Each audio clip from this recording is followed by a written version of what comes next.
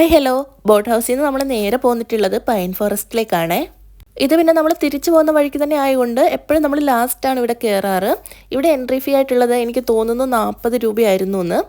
പക്ഷേ ഇത്തവണ മഴ പെയ്തിട്ടുള്ളതുകൊണ്ട് ഇറങ്ങലും കയറലും കുറച്ച് ടാസ്ക് ആയിരുന്നു കേട്ടോ. നല്ല തെന്നി കിടക്കുന്നുണ്ടായിരുന്നു. അതുകൊണ്ട് നമ്മൾ ഒത്തിരി താഴേക്കൊന്നും പോയിട്ടില്ല കേട്ടോ. കുറച്ച് ഫോട്ടോസും വീഡിയോസും ഒക്കെ എടുത്തിട്ട് പെട്ടെന്ന് തന്നെ നമ്മൾ അവിടുന്ന് പോന്നിട്ടുണ്ടായിരുന്നു. പിന്നെ പോരുന്ന വഴിക്ക് തന്നെയാണല്ലോ ഷൂട്ടിംഗ് ലൊക്കേഷൻ. ഇവിടെ കയറണോ വേണ്ടയോ എന്നുള്ള കുറച്ച് കൺഫ്യൂഷനിൽ നമ്മളൊന്ന് സ്റ്റക്കായിട്ടുണ്ടായിരുന്നു. പിന്നെ വിചാരിച്ചു കയറണ്ട, നേരെ പോരാന്ന് വിചാരിച്ചിട്ട് നമ്മളവിടെ കയറിയിട്ടുണ്ടായിരുന്നില്ലേ. അല്ലെങ്കിൽ ലാസ്റ്റ് ഈ ഒരു സ്പോട്ടിലൊക്കെ എത്തുമ്പോഴത്തേക്കും എല്ലാവരും മൊത്തം ടയേർഡായിട്ടുണ്ടാവും. നേരെ വീട്ടിലേക്ക് എങ്ങനെയെങ്കിലും എത്തിയാൽ മതി എന്നായി പോകും കേട്ടോ. 2-3 തവണ ഊട്ടിയിൽ വന്നിട്ടുണ്ടെങ്കിലും എനിക്ക് ഇതുവരെ ഊട്ടി ടോയ് ട്രെയിനിൽ കയറാൻ പറ്റിയിട്ടില്ല കേട്ടോ. അത് പക്ഷേ എനിക്ക് ശരിക്കും കയറണമെന്ന് ആഗ്രഹമുണ്ട്. പക്ഷെ നമ്മളങ്ങനെ ഒരുപാട് നാൾ മുന്നേ പ്ലാൻ ചെയ്തിട്ട് വരുന്ന ട്രിപ്പൊന്നും അല്ലല്ലോ ഇത്. പെട്ടെന്ന് തീരുമാനം എടുത്ത് പെട്ടെന്ന് വരുന്നതായതുകൊണ്ട് അതിന് ടിക്കറ്റ് കിട്ടാറേ ഇല്ല. നോക്കാം, ഇനി എപ്പോഴെങ്കിലും കയറാൻ പറ്റുമായിരിക്കും. പറ്റട്ടെ.